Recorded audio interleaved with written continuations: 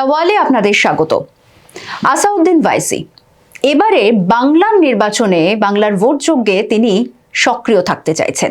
হাত ধরেছেন তৃণমূল কংগ্রেস দল থেকেই সদ্য নিজের দল গড়া হুমায়ুন কবিরের। বরাবরের বিতর্কিত চরিত্র, মুসলিমদের হয়ে কথা বললেও কার হয়ে তিনি কাজ করেন তা নিয়ে সংসদ থেকে জাতীয় রাজনীতি বারবার তোলপাড় হয়েছে। আর সেই ওয়াইসি যখন বাংলার নির্বাচনে তিনি নজর দেন, যখন বলেন মমতা জমানায় মুসলিমরা সেখানে যথেষ্ট এক্সপ্লয়েটেড হয়েছে, নিঃসন্দেহে তার এই ধরনের মন্তব্যের রাজনৈতিক উদ্দেশ্য বা ঠিক কি বোঝাতে চাইছেন তিনি, এই বিষয় নিয়ে কিন্তু আলোচনা উঠেই আসে। আর এই নিয়েই আমাদের আজকের আলোচনা। আমার সঙ্গে রয়েছেন দ্য ওয়ালের editor in chief Shankhadeep Das. Shankhadeep da, আজ তো নজর এদিকে আমাদের ছিলই এবং খুব ইন্টারেস্টিংলি দেখলাম যে যেভাবে একটা যৌথ সাংবাদিক সম্মেলন তো করা হলো, 20টা সভা একসঙ্গে করবে, সে সমস্ত কিছু বলা হলো এবং একেবারে স্পেসিফিক্যালি মমতা জমানায় মুসলিমরা এখানে এক্সপ্লয়েটেড এবং যে কোনো নির্বাচনে মমতা বন্দ্যোপাধ্যায় তাদের একেবারে বোড়ে হিসেবে ব্যবহার করেছে। এতটা আক্রমণাত্মক, যেখানে বিজেপিকে নিয়েও এতটা আক্রমণাত্মক হতে তাকে দেখা যায়নি, কিভাবে অ্যানালিসিস করবে? না, মমতা বন্দ্যোপাধ্যায়কে যে মুসলিমদের উন্নয়নের প্রশ্নে আসাদুদ্দিন ওয়েসি, অল ইন্ডিয়া ইত্তেহাদুল মুসলিমিন, MIM মিম যাকে বলি আমরা, তারা যে এই প্রশ্নে আক্রমণ করবে সেটা তো স্বাভাবিক। কারণ হচ্ছে যে আসাদুদ্দিন ওয়েসির পার্টিটার নাম, যেটা আমি পুরোটা ইচ্ছা করেই বললাম, ইত্তেহাদুল মুসলিমিন, মানে মুসলিমদের ব্যাপারেই পার্টিটা তৈরি, সেই আদর্শ নিয়ে মতাদর্শ নিয়ে পার্টিটা তৈরি। তো তারপরে তারা মুসলিমদের হিতের কথা বলবে এবং মুসলিম ভোট পাওয়ার চেষ্টা করবে। তো মুসলিমরা যে ভোট ব্যাংক বা জনভিত্তি, তার মধ্যে তো এখন একচ্ছত্র আধিপত্য রয়েছে তৃণমূলে। তো তৃণমূলকে আঘাত না করলে, তৃণমূলকে আক্রমণ না করলে, তাহলে সেই ভোট ব্যাংকে ভাগ বসাবে কি করে? সুতরাং এই ভোটে পশ্চিমবঙ্গের নির্বাচনে মিম যদি খুব সিরিয়াসলি ইলেকশনে লড়ে হুমায়ুন কবিরের সঙ্গে, মিমের কিন্তু ন্যাচারাল সিঙ্গেল পয়েন্ট এজেন্ডা হবে তৃণমূলে ক্রিটিসাইজ করা, বিজেপি ক্রিটিসাইজ করা নয়। বিজেপি ক্রিটিসাইজ করবে, মুসলমানদের ভোট পেতে গেলেও বিজেপি ক্রিটিসাইজ করবে, কিন্তু প্রাইমারি টার্গেটই হবে তৃণমূল। কারণ হচ্ছে তৃণমূলই কিন্তু পশ্চিমবঙ্গের যে বিপুল সংখ্যালঘু জনগোষ্ঠী, তার মধ্যে তৃণমূলেরই জনভিত্তি সবচেয়ে জোরদার এবং একটা একচ্ছত্র আধিপত্য রয়েছে। সেই আধিপত্যটা ভাঙারই চেষ্টা করবে আসাদুদ্দিন ওয়েসি। তো সেই কারণেই আক্রমণ করেছেন। এই যে মুসলিমদের হিতে কথা বলেন, মানে এই ন্যারেটিভটা যেটা শুরুতেই বললাম, কিন্তু কার হয়ে কাজ করে এরকম একটা জল্পনা চলে এবং ফান্ডিং করে তাকে বিজেপির এজেন্ট হিসাবে কোথাও গিয়ে মুসলিম ভোট স্প্লিট করা এবং সেটার ডিভিডেন্ড একেবারে বিজেপির ঝুলিতে যায়। যদি ধরে নেওয়া যায় যে এখানে বাংলার নির্বাচনে অন্তত 2 থেকে 3% ভোট শিফট করাতে পারলো, তাহলেই বা ঠিক এই ভোটের সমীকরণটা কি দাঁড়াবে? দেখো, তোমার এখানে দুটো প্রশ্ন আছে। একটা হচ্ছে যে মুসলমানদের হিতের কথা বলেন, আর তাকে যে কে ফান্ডিং করে, কে এজেন্ডা, মানে কার এজেন্ডাকে ফুলফিল করে আসাদুদ্দিন ওয়েসি, এটা একটা প্রশ্ন। আর একটা হচ্ছে ওয়েস্ট বেঙ্গলে এর কি ইম্প্যাক্ট পড়বে। এই দুটো প্রশ্নকে যদি আমি আলাদা করে দেখি, দেখো আসাদুদ্দিন ওয়েসির এগেনস্টে সর্বভারতীয় স্তরে একটা অভিযোগ যে তিনি বিজেপির বি টিম হিসেবে কাজ করেন। কেন? কারণ তিনি যখন সো-কল্ড সেকুলার পার্টির এগেনস্টে একটা মুসলিম ক্যান্ডিডেট দিয়ে সেই ভোটটাকে ডিভাইড করার চেষ্টা করেন, সেটা তো আলটিমেটলি বিজেপিকেই সুবিধা করবে। তো সেই কারণে বলে যে আসাদুদ্দিন ওয়েসি বি টিম। আজকে তৃণমূল এখানে বলবে, এবং তৃণমূল বলার আগেই তুমি দেখবে আজকে আসাদুদ্দিন ওয়েসির যে প্রেস কনফারেন্স, সেখানে সাংবাদিকরাও কিন্তু তাকে এই প্রশ্নটাই করেছে যে আপনাকে ফান্ডিং করছে কে, আপনি বিজেপির হয়ে কাজ করছেন কিনা, এটা তো বিজেপির সুবিধা হবে। এই কোয়েশ্চেনগুলো তৃণমূল করার আগেই কিন্তু সাংবাদিকরা এই প্রশ্নটা করেছেন। কারণ এটা ন্যাচারাল কোয়েশ্চেন যে ধর্মনিরপেক্ষ ভোটটাকে ভাগাভাগি করে দিয়ে তুমি বিজেপিকে সুবিধা পাইয়ে দিচ্ছ, এটা একটা ন্যারেটিভ। কিন্তু এই একটা ন্যারেটিভ যে দীর্ঘদিন ধরে চালানো, সেটাও কিন্তু ডিফিকাল্ট। কেন ডিফিকাল্ট? তার কারণ হচ্ছে যে সত্যি ভারতবর্ষের মতো দেশে সংখ্যালঘুদের আর্থসামাজিক অবস্থা, তা সে বিহারে হোক, উত্তরপ্রদেশে হোক বা পশ্চিমবঙ্গে হোক, কিন্তু খারাপ। কিছু জায়গায় সংখ্যালঘুদের অবস্থা ভালো, লখনৌ শহরে, হায়দ্রাবাদ শহরে, তেলেঙ্গানাতেও টু সাম এক্সটেন্ট বেটার পজিশনে রয়েছেন হিউম্যান ডেভেলপমেন্ট ইন্ডেক্সে। কিন্তু তুমি দেখো বিহার, ইউপি, পশ্চিমবঙ্গের মতো রাজ্যে মুসলমানদের আর্থসামাজিক অবস্থা খারাপ। একদমই। এবার বুঝতে হবে আসাদউদ্দিন ওয়েসির সঙ্গে হুমায়ুন কবিরের একটা কোয়ালিটেটিভ ডিফারেন্স আছে। আসাদউদ্দিন ওয়েসি তিনি আমেরিকায় পড়াশোনা করেছেন, লন্ডনে ব্যারিস্টারি করে এসেছেন, এবং আমি পার্লামেন্টে তাকে দীর্ঘদিন দেখেছি। তার মতাদর্শগত অবস্থান যাই থাকুক না কেন, তার মতো ক্ষুরোধার বক্তা এবং আর্টিকুলেট নেতা খুব কম আছেন। সেখানে যদি তিনি খুব আর্টিকুলেট ভাবে বোঝাতে পারেন মুসলমানদের যে দেখো তোমাদের বুঝিয়ে বাজিয়ে এরা ভোটটা নেয়, কিন্তু তোমাদের উন্নতি হয়নি, তুমি যতই তাকে বলো বিজেপির এজেন্ডা ফুলফিল করছে, একটা না একটা সময় মুসলমানদের কাছেও এটা গ্রহণযোগ্য হয়, কিছু মুসলমানের কাছে গ্রহণযোগ্য হয়, কারণ ও খুব আর্টিকুলেট ভাবে বোঝানোর চেষ্টা করেন যে কেন ডেভেলপমেন্টটা হয়নি, শুধু তোমাদের ভোটটা নিয়েছে, তোমাদের কথা ভাবেনি, তাহলে তো তোমরা এরকম অবস্থা থাকতে না। তোমাদের আজকে সরকারি চাকরিতে তোমাদের অংশীদারিত্ব মাত্র, আজকে পশ্চিমবঙ্গে এসে বলবে যে পশ্চিমবঙ্গের সরকারি চাকরিতে তোমার মুসলমানদের অংশীদারিত্ব মাত্র 6%, উচ্চশিক্ষায় মাত্র 8%। এইটা দিয়ে মানে উন্নয়নের নিরিখে যদি দেখা যায় তাহলে অনেকটাই পিছিয়ে। এইটা শিক্ষিত অর্ধশিক্ষিত যে সংখ্যালঘু শ্রেণী, তাদেরকে তো তারা তো এই বাংলা ভাষাটা বুঝতে পারবেন, বোধা এই মোদ্দা কথাটা বুঝতে পারবেন যে কি বোঝাতে চাইছেন। তো এইটা করে কিন্তু ও মুসলমানদের কাছে আনার চেষ্টা করেন এবং সর্বভারতীয় স্তরেই সেটা করছে। তুমি দেখো যে ওয়াইসি এগেনস্টে এই যে ক্যাম্পেইন, যে ওয়াইসি বিজেপির বি টিম এবং ওয়াইসি কে বিজেপি ফান্ডিং করে, ইনস্পাইট অফ দিস ক্যাম্পেইন তুমি দেখো বিহার ইলেকশন, একদমই বাংলা লাগোয়া এলাকাতে যথেষ্ট বিহার ভোট ইলেকশনে 1.85% ভোট পেয়েছে, 5টা সিট জিতেছে বিধানসভা, 5খানা সিট জিতেছে। মহারাষ্ট্রে সিভিক পোল হয়েছে, মানে নগর নিগমের নির্বাচন, পুরসভা নির্বাচন, 114খানা আসন জিতেছে। তার মানে ইনস্পাইট অফ দিস ক্যাম্পেইন যেটা সেকুলার পার্টিগুলো করছে, সিপিএম, কংগ্রেস, তৃণমূল কংগ্রেস, বাস্তব হচ্ছে যে তারপরেও কিন্তু ভোট পাচ্ছে। সেটা একটা বিপুল ভোট না হলো কিন্তু গ্রোয়িং ধরো ডিসাইডিং ফ্যাক্টর কোথাও হয়ে দাঁড়াচ্ছে। ডিসাইডিং হোক বা না হোক, তার যে জনভিত্তিটা বাড়তে দেখতে পাচ্ছি। বিহারে 5টা সিট অ্যাসেম্বলি ইলেকশনে উল্লেখযোগ্য, তার জন্য একটা ছোট পার্টির জন্য। এবারে পশ্চিমবঙ্গে তিনি ট্রাই করে দেখতে চাইছেন। মানে কোথাও গিয়ে বিধানসভাতেও একটা বেশি সংখ্যক মুসলিম প্রতিনিধি পাঠানো, এটাও একটা সেখানে মানে ফ্যাক্টর না, মানে সেটা তো দেখো বিহারে হয়েছে। এবার তোমার যেটা সেকেন্ড কোয়েশ্চেন, সেটা হচ্ছে পশ্চিমবঙ্গে কি ইম্প্যাক্ট ফেলতে পারে। দেখো পশ্চিমবঙ্গে এর আগে আসাদউদ্দিন ওয়েসি 2021 সালে ট্রাই করেছিলেন। কবে ট্রাই করেছিলেন? ঠিক বিহার ভোটের রেজাল্ট বেরিয়েছিল।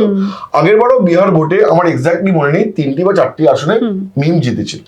ঠিক তারপরে পরেই আমরা দেখি যে বিহার লাগোয়া পশ্চিমবঙ্গের যে অংশ, মানে কিশনগঞ্জের লাগোয়া পশ্চিমবঙ্গের যে অংশ, এই ইসলামপুর ইত্যাদি অঞ্চল যেখানে সংখ্যালঘু জনভিত্তি রয়েছে, জনসংখ্যা রয়েছে, সেখান থেকে একটা ঢোকার চেষ্টা করে, কিন্তু সেইটা ফিউটাইল এক্সারসাইজ হয়ে যায়। এবং তখন নওশাদ সিদ্দিকীর সঙ্গে ওরা একটা আন্ডারস্ট্যান্ডিং এর চেষ্টা করে, কিন্তু নওশাদ তাকে সেই স্পেসটা দেয়নি। কারণ নওশাদের মনে হয়েছিল যে আসাদউদ্দিন ওয়েসি তিনি হচ্ছেন একটি উর্দু স্পিকিং মুসলমান নেতা, পশ্চিমবঙ্গে বাংলা ভাষী মুসলমান নেতাদের মধ্যে তার আবেদন থাকবে না, এটা তার একটা মনে হয়েছিল। 2 মনে হয়েছিল যে আব্বাস সিদ্দিকী এবং নওশাদ সিদ্দিকী যে আমরা একাই যে স্পেসটাকে নিয়ে চলতে পারি, এবং আব্বাস এবং নওশাদের হচ্ছে আর্থিক সংকট নেই।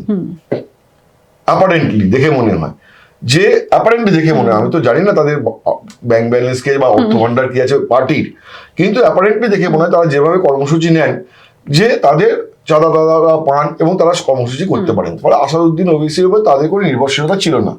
তারা তাদের এই যে স্পেসটা, পশ্চিমবঙ্গে যে সংখ্যালঘু জনভিত্তির মধ্যে তাদের যে স্পেসটা, সেটা ভাগাভাগি করতে যাননি বিস্ফোরণ বিস্কুটের মতন, ঠিক আছে, এই স্বাদের ভাগ হবে না। কিন্তু হুমায়ুনের সেটা নেই, সেই জন্যই হুমায়ুনের হচ্ছে কি আছে, হুমায়ুনের আর্থিক বলও নেই। হুমায়ুন দেখছে যদি আজকে আসাদউদ্দিন ওয়েসির মতো মিমের মতো একটি পার্টি তার সঙ্গে যদি জুড়ে যেতে পারে, তাহলে তার একটা সাপোর্ট পেতে পারে, আর্থিক সাপোর্ট পেতে পারে, একটা বৌদ্ধিক সাপোর্ট পেতে পারে, ইন্টেলেকচুয়াল সাপোর্ট পেতে পারেন, এবং একটা আরবান মুসলমানদের কাছেও, সংখ্যালঘুদের কাছেও একটা মেসেজিং হতে পারে। এবার 2021 সালে আরো একটা প্রবলেম ছিল। 2021 সালে তৃণমূলের মাত্র তখন 10 বছরের সরকার, আজকে 15 বছরের সরকার। এখন তুমি দেখো যে এটা ঠিক যে 2011 সালের আগে থেকেই সংখ্যালঘুরা তৃণমূলের জন্য ভোট দিচ্ছে। কিন্তু উইথ টাইমস যেমন সরকারের বিরুদ্ধে একটা প্রতিষ্ঠান বিরোধিতা তৈরি হচ্ছে, সেই প্রতিষ্ঠান বিরোধিতার মনোভাব যেমন হিন্দুদের মনেও আছে তেমন সংখ্যালঘুদের মনেও আছে। কিন্তু সংখ্যালঘুদের মধ্যে একটা ভয় কি ছিল, যে বিজেপি এসে যাবে, সুতরাং বিজেপিকে যে ঠেকাতে পারবে তাকে ভোটটা দাও, বিজেপিকে যে ঠেকাতে পারবে তৃণমূল কংগ্রেস তাকে ভোটটা দাও। এই কারণে তৃণমূলের পক্ষে একটা সংখ্যালঘু ভোটে মেরুকরণ আমরা দেখেছি। কিন্তু সংখ্যালঘুদের মধ্যেও তো একটা অসন্তুষ্ট অংশ, যেটা স্বাভাবিক। আমি যেটা একটা 15 বছর সরকার থাকার ফলে যে স্বাভাবিক প্রতিষ্ঠান বিরোধিতা তৈরি হয়, সেটা তো থাকবেই। হ্যাঁ, তো সেইটাকেই এবার আসাদুদ্দিন ওয়েসি চেষ্টা করছে যে সেই জনগোষ্ঠীটাকে নিজেদের কাছে টানা। কি বলে টানা? যে দেখো তোমাদের ডেভেলপমেন্ট হয়নি, তোমরা যে সেই অবস্থায় পড়ে আছো, তোমাদের ইউজ করেছে। এবং আমার কাছে কি আছে, আমার মতাদর্শ হচ্ছে যে মুসলমানদের আর্থিক ক্ষমতায়ন, সেই সাচার কমিটির রিপোর্ট বেরোনোর সময় থেকে আমি বলছি যে পশ্চিমবঙ্গে বাম জমানাতেও মুসলমানরা পিছিয়ে ছিল, আজকেও পিছিয়ে আছে। এবং মুসলমানদের আর্থসামাজিক উন্নয়ন তখনই সেই রাজ্যে সম্ভব যেখানে মুসলিম রাজনৈতিক নেতৃত্ব তৈরি হয়েছে, পলিটিক্যাল লিডারশিপ। আজকে আসাদুদ্দিন যেটা বলতে চেয়েছেন যে the capital P is my motto, capital P মানে পলিটিক্যাল লিডারশিপ। পলিটিক্যাল লিডারশিপের জায়গা মুসলমানদের তুলে নিয়ে আসা, সংখ্যালঘুদের তুলে নিয়ে আসা।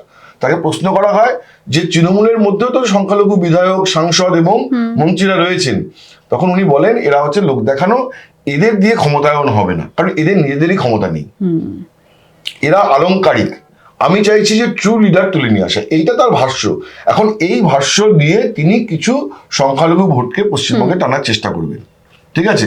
এবং ডেফিনেটলি পশ্চিমবঙ্গে যদি আজকে সংখ্যালঘু ভোটকে 1, আধা, 10 পয়সা, 5 পয়সাও যদি মানে আজকে হুমায়ুনের পার্টি এবং মিমের জোট এটা যদি টানতে পারে, তাহলে ডেফিনেটলি সেটা তৃণমূলের জন্য লোকসানের এবং বিজেপির জন্য লাভের।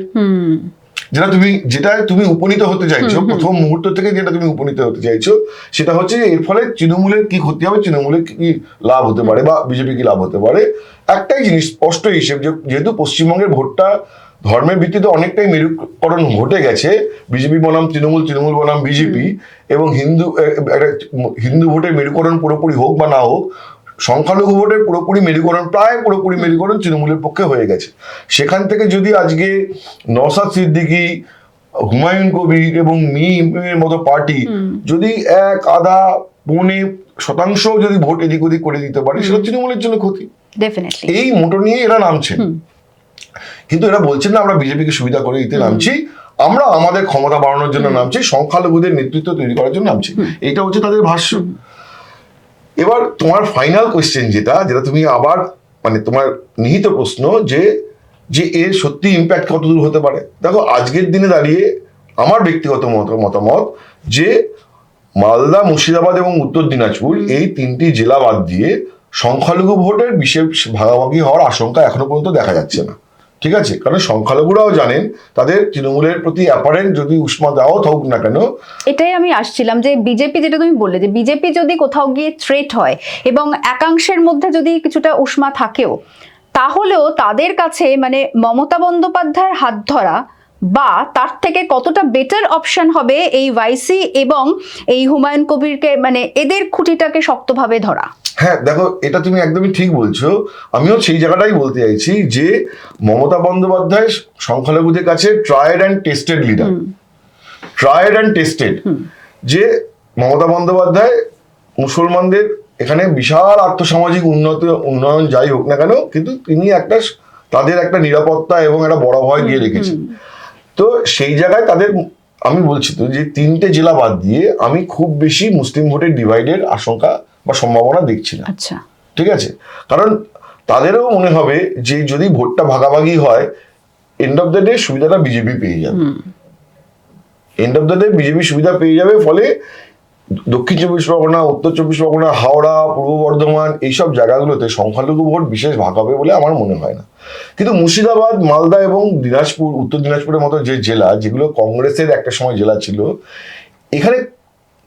এখানে সংখ্যালঘুদের কাছে by default Congress first choice. তুমি দেখো, কারণ এবং এখানে কি হয়েছে যে এখানে বহু সিটে লড়াইটা হয়ে যাবে তৃণমূল বনাম কংগ্রেস, বহু সিটে লড়াই হয়ে যাবে তৃণমূল বনাম সিপিএম।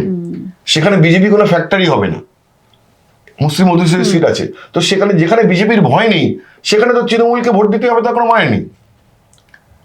একদম। যে সাগরদিঘিতে কি হয়েছে, বাই ইলেকশনে কখনো কোনো রুলিং পার্টি হারে না, হারলেও 500,000 ভোটে হারে। তৃণমূল বাই ইলেকশনে সাগরদিঘিতে হেরেছিল 24,000 ভোটে। বড় মার্জিনে। কারণ ওখানে বিজেপির কোনো প্রাসঙ্গিকতাই ছিল না। লড়াই হয়েছিল কংগ্রেসের প্রার্থী বাইরন বিশ্বাস, বাম সমর্থিত প্রার্থী বনাম তৃণমূল কংগ্রেস। তো যখন ওখানে বিজেপি কোনো থ্রেটই নয়, তখন ওই অ্যান্টি ইনকামেন্সি প্রশ্নে ভোটাভুটি হয়েছে, ঢেলে ভোট দিয়েছে বাইরন বিশ্বাসকে। বাইরন পরে তৃণমূলে চলে গেছে, সেটা পরের কথা, কিন্তু ভোটটা ছিল কিন্তু অ্যান্টি তৃণমূলই ভোট ছিল। তার ফলে মুর্শিদাবাদ মালদার বল গেমটা ডিফারেন্ট। সেখানে লড়াইটা অনেক জায়গাতেই মুসলিম অধ্যুষিত জায়গা, বিশেষ করে মেনলি তৃণমূলের সাথে কংগ্রেসের, তৃণমূলের সাথে সিপিএম এর, সেইখানে এই অঙ্কটা চলবে না। কিন্তু বারিং 3 ডিস্ট্রিক্ট, বাকি জায়গায় সংখ্যালঘু ভোটকে ভাগ করা আমার মনে হয় ডিফিকাল্ট। দেখো ভাঙড়ে নওশাদ সিদ্দিকী কিছুটা জায়গা পেয়ে গেছে, এটা নিয়ে কোনো সংশয় নেই। কিন্তু নওশাদের 2021 সালেরও আমি বিভিন্ন জায়গায় মিটিং দেখেছি, উলুবেড়িয়া, ক্যানিং, ডায়মন্ড হারবারের কাছে, সংগ্রামপুর ইত্যাদি জায়গায় ঢেলে ভিড় হয়েছে, কিন্তু ভিড়টা হয়েছে, ভোটটা হয়নি। একদমই তাই। আমি শেষে যে প্রশ্নটা করতে চাইবো, গতকালও আমরা আলোচনাতে এই বিষয়টা আনছিলাম, এই যে এসআইআর এ বিপুল সংখ্যক নাম বাদ যাওয়া এবং একেবারে সংখ্যালঘু অধ্যুষিত এলাকায় সেখানে মুসলিম ভোটারদের নামও বাদ যাওয়া, সেই জায়গায় দাঁড়িয়ে তো কোথাও গিয়ে বারবার অন্য রাজনৈতিক দল হোক, তৃণমূল কংগ্রেস হোক, তারা তো একটা সরাসরি ওই অভিযোগ আনছে। কিন্তু আজকে ওয়াইসি খুব সিগনিফিকেন্টলি বলেছেন যে এই যে হয়রানির ছবিটা, তার জন্য দায়ী হচ্ছে মমতা বন্দ্যোপাধ্যায়।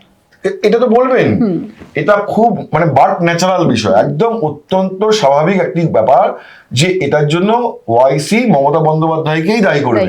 কারণ আমি শুরুতে ওটার দিকেই শুরু করেছি যে ওয়াইসির প্রথম এবং শেষ টার্গেট হবেন মমতা বন্দ্যোপাধ্যায় এবং তৃণমূল কংগ্রেস। কারণ তৃণমূলের কাছে যে সংখ্যালঘু জনভিত্তি রয়েছে, সেইখান থেকে ভাগ বসিয়ে বসিয়ে ওয়াইসি নিজের কাছে আনতে চাইবেন। তো তৃণমূলকে যদি কাঠগড়ায় না দাঁড় করাতে পারেন, তাহলে মুসলিম ভোট ভাঙবে কি করে? শুধু বিজেপিকে গাল বন্ধ করে ভাঙবে না পশ্চিমবঙ্গে, বিজেপিকে গাল বন্ধ তো মমতা বন্দ্যোপাধ্যায় করছেন, ওয়াইসির থেকে বেশি করছেন। মমতা বন্দ্যোপাধ্যায় করছেন, অভিষেক বন্দ্যোপাধ্যায় করছেন, গোটা তৃণমূল পার্টি করছে। তো শুধু বিজেপিকে গাল দিয়ে তো, গালমন্দ করে বা সমালোচনা করে তো ওই ভাগাভাগিটা হবে না, যতক্ষণ না মমতা বন্দ্যোপাধ্যায়কে দায়ী করা যায়। তো ওই জন্য ওয়াইসি এই যে সংখ্যালঘুদের বিপুল সংখ্যক সংখ্যালঘুর নাম এসআইআর প্রসেসে বাদ যাচ্ছেন, তার জন্য তৃণমূল কংগ্রেস এবং গভর্নমেন্টকেই দায়ী করেছেন যে গভর্নমেন্ট ঠিকমতো কাজ করেনি এখানে, যে সেই কারণেই সংখ্যালঘুদের নাম বাদ পড়ছে। এবং সেটা প্রাইমারি ওই তার মোটোটা ওই একটাই, যার রাজনৈতিক কারণও ওই একটাই, যে মমতা বন্দ্যোপাধ্যায়কে আঘাত করলে তবেই আমি যদি মুসলিম ভোটটাকে আনতে পারি, যে মমতা বন্দ্যোপাধ্যায় তোমাদের কোনো উন্নয়ন করেনি, তোমাদের প্রকৃত দেখভাল করেনি, এই তো তোমাদের নাম কাটা গেছে। এবং আজকে উনি বলেছেন যে ঈদের নামাজে এসে দোয়া করলে তো মুসলমানদের পেট ভরে না। একদমই।